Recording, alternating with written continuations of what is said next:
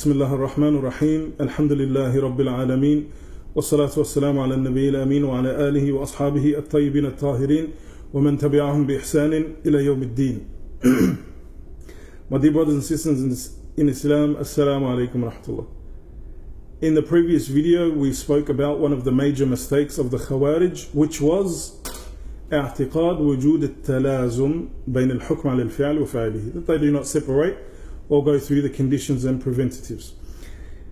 I wanted to talk about another major mistake, and this mistake is a major mistake which has caused takfir to spread like wildfire through the community. Why? Because people don't understand it, and it has caused and is the cause of chain takfir. Ya Allah, how many times have we seen it or heard it? Look on the wonders online of the Shabab. May Allah Azza wa Jal guide us and them, that they make takfir upon millions of people in one post. Not only that, they've gone and made takfir on the ulama and the scholars of the past and the present. Allahumma laka alhamdu ala salamat al-i'tiqad. So these people, what is this second major mistake? It is that they believe من خالف التكفير الاجتهادي كفر. So many things are going through my mind that I don't know which one to start with. I'll give you, let's go through a standard conversation with a takfir. He will come to you and he will say, I view that this person is a kafir. Now we're going to talk about how you're going to, how they are refuted. He believes that this person is kafir, murtad. So you say to him, great, your takfir, is it made by af'al wa awsaf wala a'yan wa ashkhas? Is it made by general descriptions and actions, or is it made by specific individuals, being named?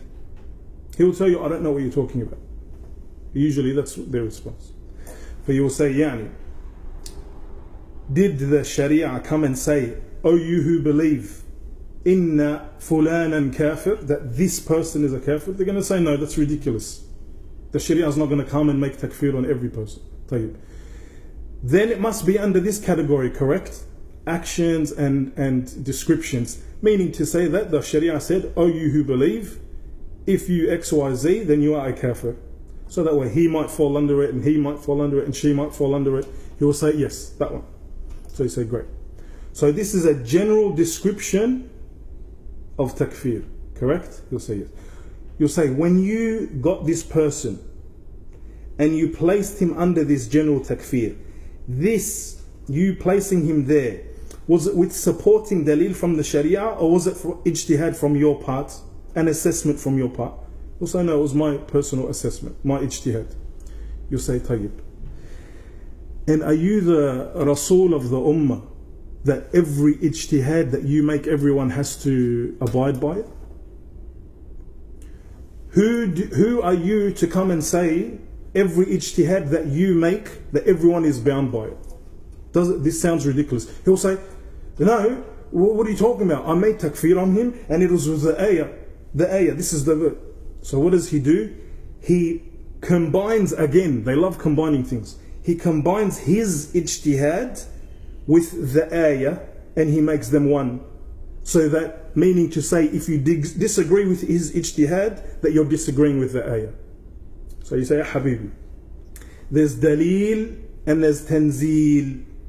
The dalil is the evidence, the tanzeel is applying the evidence on someone specifically. Me and you, we both believe in this ayah and we've memorized it very well. I'm disagreeing with you in your tanzeel, in your application, because I don't think that you've made a correct assessment. So he'll say, but whoever doesn't make takfir, then he's going to try and push you to make takfir on this person too. This is the problem. He will say, there's an invalidator that says, Man lam yukaffir al-mushrikeen. And this is correct.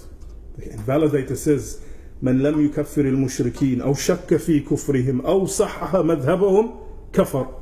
Whoever disagrees or makes their belief correct or doesn't make takfir on them, then he is a kafir. This is correct. This is actually correct. But the problem is, ya Habibi, that this invalidator does not apply to takfir made by way of ijtihad, bi-ijma' al-ulama. By consensus of the scholars, this takfir of ijtihad doesn't come under this invalidator. The invalidator of who doesn't make takfir on a kafir only applies to takfir made by way of nas. Yes, if I came and I said to you, I don't know if the Christians or Jews are mushrikeen, kafir. I don't think that Fir'aun is a kafir, kafir. I don't agree that the wife of Nuh and Lut were mushrikeen, then you're a kafir. If I disagree with you and discuss and debate about the kufr of who the nas has specified as a kafir, then come and make takfir on me. But because I don't agree with your ijtihad, then this does not come under that invalidator bi-ijma' al-ulama. And this type of takfir has made chain takfir go crazy. For they'll say, this person there, he is a kafir, tayyib, and his wife, kafira, she didn't make takfir on him. So his children, kuffar, they didn't make bara'ah from their father.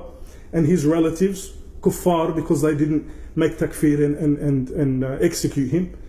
All the people that he's got relatives that are an imam in the masjid, what about him? Kafir. All the people praying in the masjid, kafir. And so who is left? Who's left?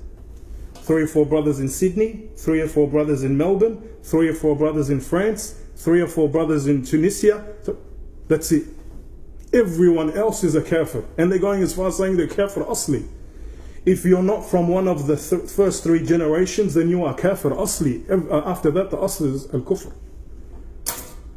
Inna lillah wa inna ilayhi raji'un. Allahumma laka alhamd. Allahumma laka alhamd ala salamat al-i'tiqad. May Allah Azza wa Jal guide them and guide us and correct our affairs. Barakallahu feekum wa jazakum Allahu khair. Wassalamu alaikum wa rahmatullahi wa barakatuh.